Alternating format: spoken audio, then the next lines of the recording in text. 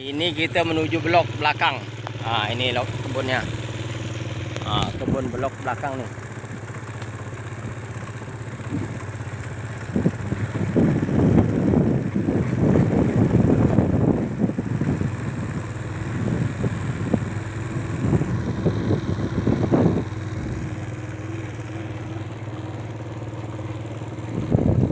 Sawah ada oto tuh lagi panen tuh, muat panen.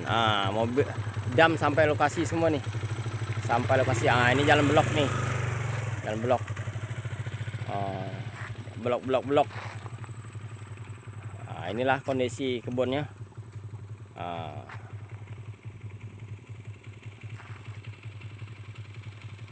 Oke, sampai sini dulu. Kita ketemu yang akan datang.